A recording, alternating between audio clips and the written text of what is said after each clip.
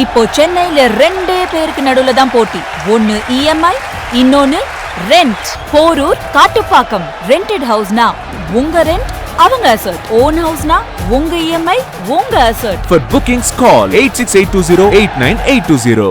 Stepstone Viram Phase 2. காட்டுப்பாக்கம்ல premium 2 and 3 BHK apartments. Just 79 lakhs all inclusive. தமிழக வெற்றி கழகம் நீட்டுக்கு எதிரான ஒரு கட்சி தான். அதை கொள்கையை கொண்டு இருக்குது, தன்னுடைய கோட்பாடாக வச்சுருக்குது. அதை எல்லா இடத்துலையுமே பதிவு செஞ்சுக்கிட்டு இருக்குது. நாடகம் ஆடலை, எங்ககிட்ட ரகசியம் இருக்குதுன்னு சொல்லலை, மக்களை நேரடியாக ஏமாற்றலை. எங்களுக்கு உடன்பட்ட கருத்துக்கள் அல்ல, நாங்கள் அதற்கு எதிரானவர்கள் ஏற்கனவே பதிவு செஞ்சுருக்காங்க. இப்போ அதை பதிவு தான் செஞ்சுக்கிட்டு இருக்கிறாங்க. அதில் எந்த விதமான சமரசமும் கிடையாது. ஸ்டாலின் என்ன சொல்லியிருக்காருன்னா, இந்த நீட் எதிர்ப்பு போராட்டத்தில் வாளேந்தி நாங்கள் சண்டை செய்வோம், போராடுவோம் அப்படின்னு சொல்லிக்கிட்டு இருக்காங்க. இப்போ கடந்த காலங்களில் என்ன பண்ணீங்க? வாள் கிடைக்கலையா உங்களுக்கு? கிடைக்கலன்னா சொல்லுங்கள். உங்கள்கிட்ட வாள் இல்லையா? வாள் வாங்க காசு இல்லையா? போன காசெல்லாம் லண்டனுக்கும் கூர்க்குக்கு போயிட்டு வந்ததுக்கும் கொடைக்கானலுக்கு போயிட்டு வந்ததுக்கும் செலவாயிடுச்சா 10,000? இன்றைக்கி நாங்கள் நீட்டுக்கு எதிராக போராடினோம். இது வரைக்கும் என்ன போராடினோம்? இப்போ மாணவர்களை கூட்டு வச்சு நாங்கள் போராடணும் அப்படின்னு சொல்கிறாங்க. எங்கே போராடினீங்க? இப்போ ஒரு மாதத்துக்கு முன்னாடி நீட் எதிர்ப்பு போராட்டம் ரூமுக்குள்ள அந்த எலெக்ஷன் நேரத்தில் பியரெல்லாம் வாங்கி கொடுத்து கறி சாப்பாடெல்லாம் போட்டிங்களா? அதுவா? நீட்டுக்கு எதிராக இவங்க நாடகம் ஆடிக்கிட்டு இருக்காங்க. காவேக்கா இதுக்கு சரிப்பட்டு வராதுன்றாங்க. 60 ஆண்டுகள் உள்ளவர்கள் சரிப்பட்டு வர மாட்டார்களா? 60 நாட்கள் உள்ளவர்கள் சரிப்பட்டு வர மாட்டாங்க. திருப்பி உங்கள் கையில் ஆட்சி கொடுத்துடலாமா? எதிர்க்கட்சி இல்லாத சூழல் எப்படி இருக்குன்றது வரக்கூடிய காலகட்டங்களில் நீங்கள் பார்ப்பீங்க. நீங்கள் திருந்த மாட்டீங்கன்னு மக்களுக்கு தெரியும். அதனால தான் ஒரே அடியாக அடிச்சிட்டாங்க. இருக்கக்கூடிய ஒரு பால் அதை அடித்தா சிக்ஸராக தான் இருக்கணும்னு அடிச்சிட்டாங்க. பேரும் அல்லம்படி 6 முதல் 60% வரை ஆடி தள்ளுபடியுடன் சூப்பர் சரவணா ஸ்டோர்ஸ், சென்னை, மதுரை, கோவை.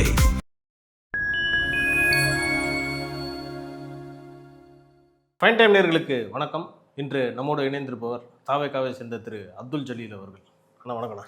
வாழ்த்துக்கள். இப்போ நீட்டு அந்த தொடர்பான போராட்டங்கள் இந்தியா முழுக்க போய்கிட்டு இருக்கு. தாவேக்கா இதுக்கு உரிய வாயை பேச மாட்டாங்க. ஒருவேளை பாஜகவுக்கு சப்போர்ட் பண்ணுறாங்களா அப்படின்ற ஒரு நரேட்டிவ் செட் பண்ணிட்டு இருக்காங்க. கிடையாது. பாஜகவுக்கு சப்போர்ட் பண்ணுன்னா தெருக்குறள் அறிவை கொண்டு கைது செய்யப்பட்டுட்டார்னு தெரிஞ்ச உடனேயே முதல்வர் அலுவலகத்துக்கு அழைத்து வரப்பட்டு எப்படி போனாருன்றது உங்களுக்கு தெரியும். எந்த முதல்வர் இது வரைக்கும் அந்த மாதிரி ஒரு நிகழ்வை நடத்தியிருக்கிறாரு தமிழகத்தினுடைய வரலாற்றில்? தன்னை எதிர்த்து போராடினவர், எதிர்த்து இன்னும் குரல் கொடுத்தவர்கிட்ட. தமிழக வெற்றி கழகம் நீட்டுக்கு எதிரான ஒரு கட்சி தான். அதை கொள்கையை கொண்டு இருக்குது, தன்னுடைய கோட்பாடாக வச்சுருக்குது. அதை எல்லா இடத்துலையுமே பதிவு செஞ்சுக்கிட்டு இருக்குது. நாடகம் ஆடலை, எங்ககிட்ட ரகசியம் இருக்குதுன்னு சொல்லலை, மக்களை நேரடியாக ஏமாற்றலை. எங்களுக்கு உடன்பட்ட கருத்துக்கள் அல்ல, நாங்கள் அதற்கு எதிரானவர்கள் ஏற்கனவே பதிவு செஞ்சுருக்காங்க. இப்போ அதை பதிவு தான் செஞ்சுக்கிட்டு இருக்கிறாங்க. அதில் எந்த விதமான சமரசமும் கிடையாது. நீட்டுக்கு எதிரானவர்கள் தான் தாவேக்காக்காரர். ஸ்டாலின் என்ன சொல்லியிருக்காருன்னா, அந்த நீட் எதிர்ப்பு போராட்டத்தில் வாளேந்தி நாங்கள் சண்டை செய்வோம், போராடுவோம் அப்படின்னு சொல்லிக்கிட்டு இருக்காருண்ணா. இப்போ கடந்த காலங்களில் என்ன பண்ணீங்க? வாள் கிடைக்கலையா உங்களுக்கு? கிடைக்கலன்னா சொல்லுங்கள். உங்கள்கிட்ட வாள் இல்லையா? வாள் வாங்க காசு இல்லையா? போன காசெல்லாம் லண்டனுக்கும் கூர்க்குக்கு போயிட்டு வந்ததுக்கும் கொடைக்கானலுக்கு போயிட்டு வந்ததுக்கும் செலவாயிடுச்சா 10,000? நாங்கள் என்ன சொன்னால், நாங்கள் தான் இதுக்கு முன்னோடி, நீட் எதிர்ப்புக்கு நாங்கள் தான் முன்னாடி, இந்தியாவுக்கே நாங்கள் தான் முன்னோடின்னு சொல்லிக்கிட்டு இருக்கோம். எப்படி நீட் எப்படி வந்தது? பல விஷயங்களை நம்ம பேசுகிற மாதிரி இருக்கும். புரியுது. என்ஐஏ எப்படி வந்தது? நாடாளுமன்ற விவாதத்தில் போய் கையெழுத்திட்ட தற்குறிகள் தானே இவர்கள்லாம். இஸ்லாமியர்களை வஞ்சிக்கக்கூடிய சட்டங்கள் அத்தனையுமே கொண்டு வந்தது திமுக தானே. இஸ்லாமியர்களை 30 ஆண்டுகளாக இன்றைக்கி சிறையில் வச்சு அடிமைப்படுத்திக்கிட்டு இப்போ இருக்கக்கூடியவர்களுடைய தாலிக்கு இன்றைக்கி உத்தரவாதம் இல்லாமல் நிலையில் வச்சுருக்கக்கூடியது அந்த கட்சி தானே. நீங்கள் இதை பற்றி பேசலாமா? எங்ககிட்ட நீட்டுக்கு ரகசியம் இருக்குன்னு சொன்னார்ல, ஒரு முட்டையை எடுத்துகிட்டு போயிட்டு கையெழுத்து போட்டாலே நீட்டு ரத்தாயிடும். அப்படி ரத்தாயிடும். அந்த முட்டை அந்த முட்டையை தூக்கிட்டு அலைஞ்சிக்கிட்டு இருந்தது. அதுக்கு தெரில அது முட்டை, நம்ம முட்டைன்றத செங்கலை தூக்கிட்டு அலைஞ்சிச்சு எல்லா வேலையும் பார்த்துக்கிட்டு இருந்தார். இன்றைக்கி அவங்களெல்லாம் பேச சொல்லுங்கள். இன்றைக்கி நாங்கள் நீட்டுக்கு எதிராக போராடினேன். இது வரைக்கும் என்ன போராடினீங்க? இப்போ மாணவர்களை கூட்டு வச்சு நாங்கள் போராடணும் அப்படின்னு சொல்கிறாங்க. எங்கே போராடினீங்க? இப்போ ஒரு மாதத்துக்கு முன்னாடி நீட் எதிர்ப்பு போராட்டம் ரூமுக்குள்ள அந்த எலெக்ஷன் நேரத்தில் பியரெல்லாம் வாங்கி கொடுத்து கறி சாப்பாடெல்லாம் போட்டிங்களா? அதுவா? அதான் சொல்கிறாங்க. இல்லை, காணொலி இருக்குது. நான் ஏதோ வாய்க்கு வந்ததெல்லாம் பேசிட்டு போல. நான் போராடுவோம், எதுவாக இருந்தாலும் பார்ப்போம். தாவேக்காரர்கள் எதுவாக இருந்தாலும் பார்ப்பாங்க. கைதாகணுமா கைதாகுவாங்க. அதுக்கு தயக்கப்படக்கூடியவர்கள் இல்லை. உங்களை மாதிரி காரில் ஏறிட்டு ஐயோ மயக்கம் வருது, நெஞ்சு வலிக்குது, கிட்னி வலிக்குதுன்னு ஓடுறவங்க இல்லை. நாங்கள் மிஸ்ஸாகவே பார்த்தோம்னு சொல்லுவாங்க. நாளைக்கு இங்கே மிஸ் ஆகி போறீங்க. இதில் மிஸ்ஸாக பார்த்தவர்கள் இதுலேயே மிஸ் ஆகுறீங்க. கைது செய்யப்பட்ட, அதாவது மார்க்கண்டேயன் சொல்கிறார், துப்பாக்கி முனையில் தீவிரவாதியா? அதான் தீவிரவாதியான்னு அவர் பையன் பேசுனது பாத்தீங்களா? என்ன அவர் பையன் ஆமா. அதாவது இவங்கெல்லாம் ரொம்ப கொடுமை பண்றாங்க. என்ன கொடுமை பண்ணிட்டாங்க? பண்றாங்களா? இங்கிலீஷ்ல பேசுறாரு அவர். நீ எந்த மொழியில வேணாலும் பேசு, இது தமிழ்நாடு, புரியுதா? யாருக்கு என்ன தெரியணுமோ அது அத்தனையும் தெரியும். இவர் மட்டும்தான் படிச்சிருக்கிறாரா? முதல்வருக்கே பாடம் எடுத்துக்கிட்டு இருக்காப்புல இவரு. என்ன இப்போ நான் தம்பி நீ ரொம்ப சின்ன பையன். உங்கள் அப்பாவனுடைய வரலாறு என்ன? பரம்பரை திமுகக்காரரா? அப்புறம் எல்லாம் எல்லாருக்கும் தெரியும், சரியா?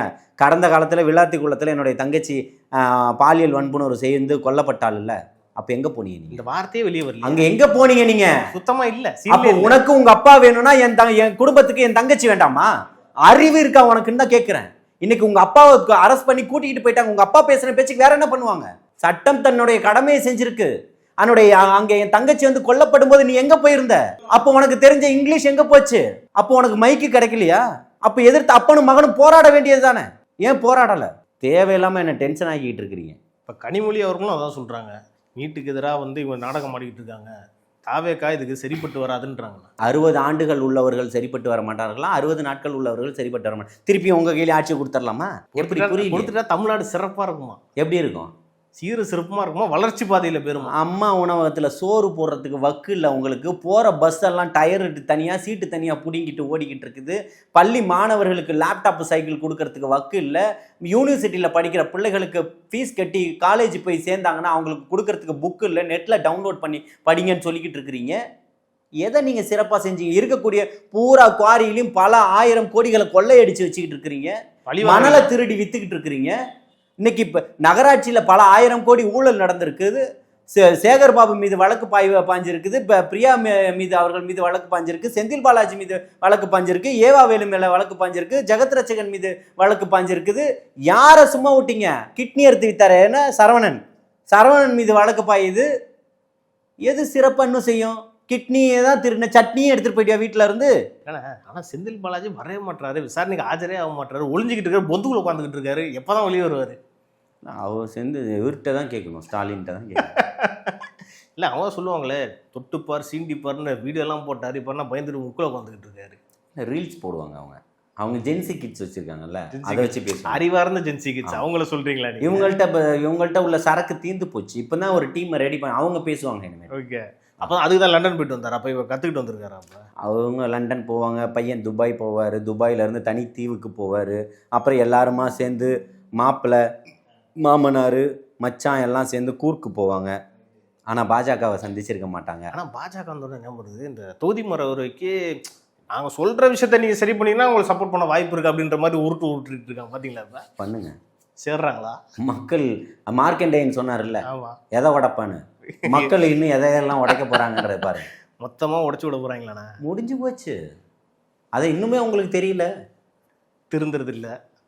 நீங்கள் திருந்த மாட்டீங்கன்னு மக்களுக்கு தெரியும். அதனால தான் ஒரே அடியாக அடிச்சிட்டாங்க. இருக்கக்கூடிய ஒரு பால் அதை அடித்தா சிக்ஸராக தான் இருக்கணும்னு அடிச்சிட்டாங்க. உங்களை தோக்கடிச்சிருக்காங்கல்ல, அப்போ நீங்கள் உணர வேண்டாமா? உணரலையே. உணரலைன்னா நீங்கள் அவ்வளோதான், முடிஞ்சு போச்சு. அப்போ எதிர்கட்சின்னு இல்லையாண்ணா இதுக்கப்புறம்? எதிர்கட்சின்னு ஒன்று இல்லையா? அப்போ எதிர்கட்சி இல்லாத சூழல் எப்படி இருக்குன்றது வரக்கூடிய காலகட்டங்களில் நீங்கள் பார்ப்பீங்க. நாம் ஏற்கனவே சொன்ன, இது தேசிய கட்சியாக மாறும், இருக்கக்கூடியது இருக்கும், அதிமுக காணாமல் போகும்.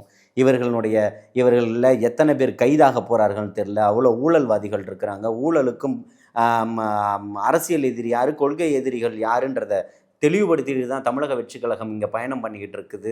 எந்த குழப்பமும் கிடையாது. பெரியாரை தேவைப்படும் போது எடுத்து வச்சுக்கிட்டதும், அண்ணாவை தேவைப்படும் போது எடுத்து வச்சுக்கிறதும், எம்ஜிஆரை தேவைப்படும் போது எடுத்து வச்சுக்கிறதும், இவர் விஜயகாந்தை தேவைப்படும் போது எடுத்து வச்சுக்கிறதும், எல்லாத்தையுமே தேவைப்படும் போது எடுத்து வச்சுட்டு தூக்கி போட்டுட்டு இப்போ வந்து யாரோடைய பேரன்னு சொல்லிட்டு காமராஜரோட பேரன். அந்த காமராஜர், அந்த காலை உணவத்துக்கு காமராஜன் பேர் மாத்துறது அது ஒரு கண்டனம். ஏன் யாரை கேட்டு நீங்கள் மாற்றுனீங்க? யாரை கேட்கணும்? தமிழ்நாட்டோட முதல்வர் யார்? இவர் தான். அப்போ யாரை கேட்கணும்? யாரும் கேட்க தேவையில்ல, அரசாங்கமே அவங்க தானே.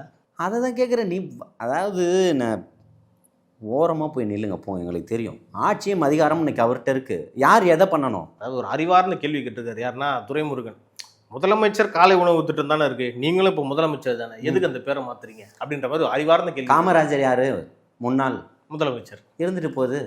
ஏன் வயது எரியுது உங்களுக்கு? ஆமாம், எதையுமே பேர் மாற்றக்கூடாதுன்றாங்க. ஆனால் இவங்க எதிர்காலத்துக்கு எவ்வளோ பேர் மாற்றிருக்காங்க கடந்த காலத்தில்.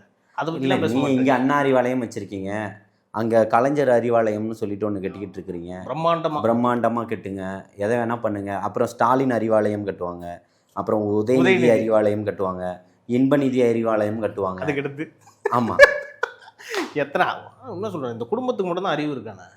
மொத்தமாக வாங்கி வச்சுருக்காங்க. சுனாமி வந்தது இல்லை, பக்கத்தில் தான் அவங்க வீடு போயஸ் கார்டனில். அங்கேருந்து அப்படி வரும்போது இவங்க பாதி வழியில் போய் எல்லாத்தையும் முதல் ஆளாக அந்த ஜெயலலிதா அம்மையார் வீடாவது உள்ள கொஞ்சம் தள்ளி, இவங்க ஒரு தெரு தள்ளி இருந்தாங்க, இவங்க முன்னாடி இருந்ததுனால மொத்தத்தையும் இவங்க வாங்கிட்டாங்க. நான் இன்னொரு விஷயம்னா, இப்போ வடநாட்டிலலாம் பார்த்தீங்கன்னா ரீல்ஸ் போட்டுட்டு இருக்காங்க திரு விஜய் அவர்களையோ தாவேக்காவுடைய திட்டங்களையோ ப்ரைஸ் பண்ணி.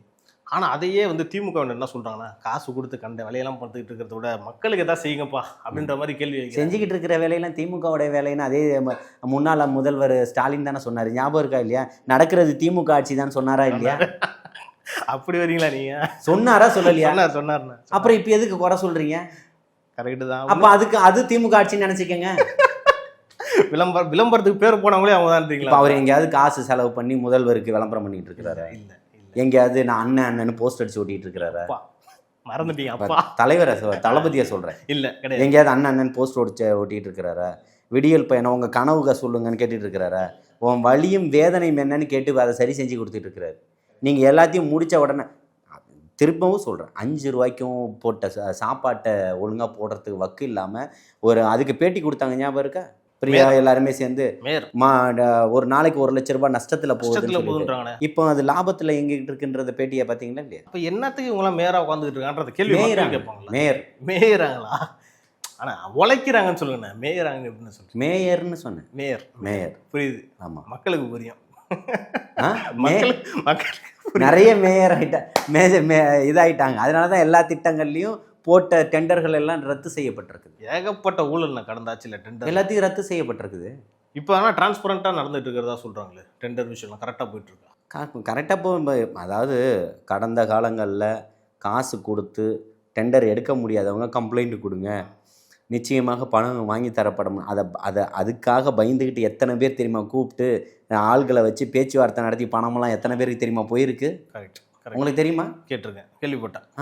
அதுவும் இல்லாமல் இந்த உத்தண்டி திருவன்வீரா அந்த பிரிட்ஜுக்கே கிட்டத்தட்ட 600 கோடி ரூபா டெண்டரில் அதிகமாக கட்டியிருக்காங்க. அதையும் ரத்து பண்ணியிருக்காங்க. நல்ல விஷயம். ஆமாம், யாருடைய பணம்? மக்கள் பணம் தான். அப்புறம் எவ்வளோ ஏத்தானே, எவ்வளோ 600 கோடி சும்மா ஆனே.